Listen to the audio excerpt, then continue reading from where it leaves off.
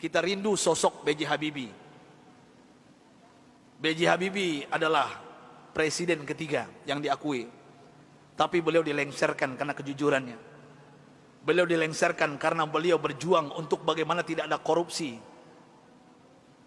B.J. Habibie adalah orang soleh yang kita tahu dalam sejarah, orang hebat, diakui di dunia walaupun di Indonesia disepelekan.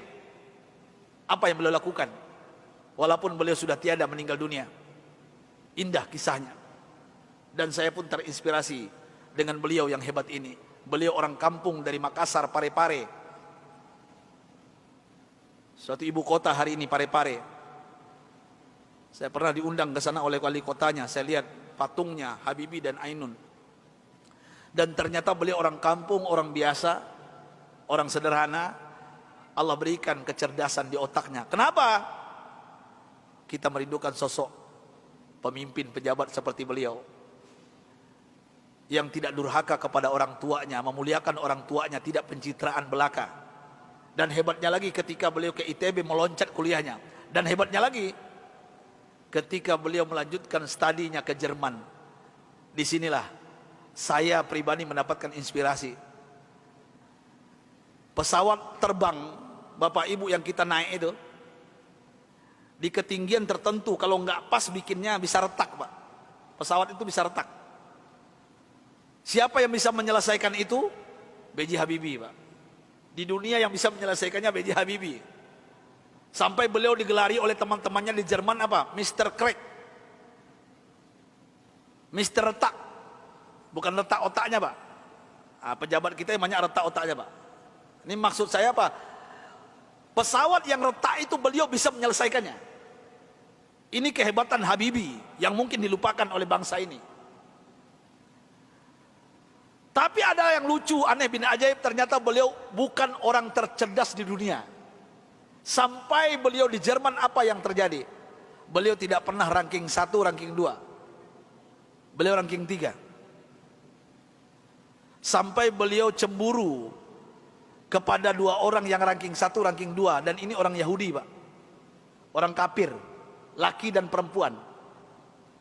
Saking herannya beliau, padahal beliau apa yang beliau isi itu benar semuanya. Tapi saking penasarannya, bertanya kepada Yahudi 2 ini. Apa kata beliau? Aku mau tanya kepada kalian berdua, apa rahasianya sampai kalian hebat di dunia ranking 1, ranking 2? Saya kenapa tetap ranking 3? Apa jawaban Yahudi 2 ini, laki dan perempuan ini? Oh, Rudi. Beliau dipanggil Rudi, bukan Habibie. Ya, Baharudin Yusuf Habibie. Rudi, this is our secret. Ini rahasia kami. Nggak mungkin kami kasih tahu. Besok beliau tanya lagi, apa rahasianya? Besok tanya lagi. Berhari-hari beliau bertanya. Akhirnya bosan Yahudi 2 ini. Sampai Yahudi ini mengatakan, Bapak Ibu, rahasianya. Come here, Rudi. Sini Rudi, kami mau mengatakan kepada engkau, tahukah engkau rahasia kenapa kami cerdas? Kenapa kami ranking 1, ranking 2 hebat? Apa jawabannya?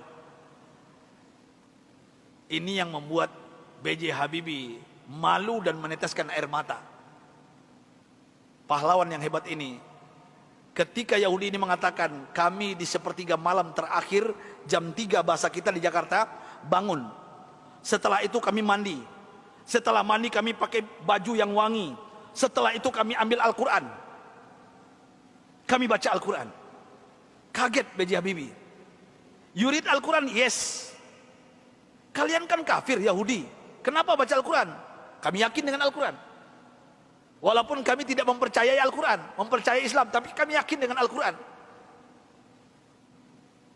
Heran B.J. Habibie, orang kafir Yahudi yang juara 1, juara 2 di Jerman ini, setiap jam 3 pagi mandi, pakai minyak wangi, baca Quran. Apa jawaban mereka? Kami baca Quran. Tahukah engkau Rudi, setelah kami baca Al-Quran, saraf kami ini rileks, otak kami cerdas, metabolisme tubuh kami dahsyat, imun. Nah ini bapak-bapak, ibu-ibu yang takut dengan corona, ini bukan saya yang ngomong, ini orang kafir yang ngomong ini. Ya. Imunitas kami naik tinggi. Kenapa? Al-Quran. Al-Quran kami baca. Sampai B.J. Habibie nggak yakin, nggak percaya. Apa kata Yahudi berdua ini Bapak Ibu? Kalau kalian nggak yakin, silakan. Surah apa? Kami baca. Ternyata Yahudi berdua ini hafal Quran, Pak. Apa saat itu jawaban B.J. Habibie? Thank you very much, my brother, my sister.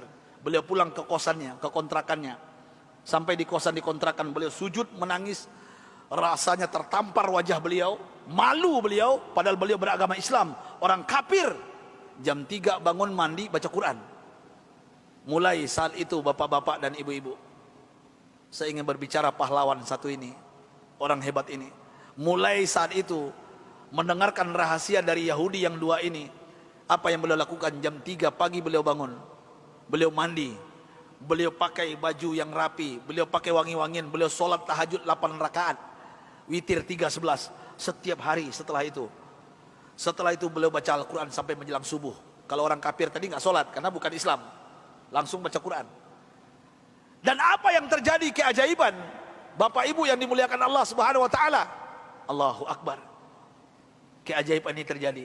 Semenjak itu, setelah itu B.J. Habibie berubah menjadi ranking 1. Yahudi yang 2 tadi turun ke bawah.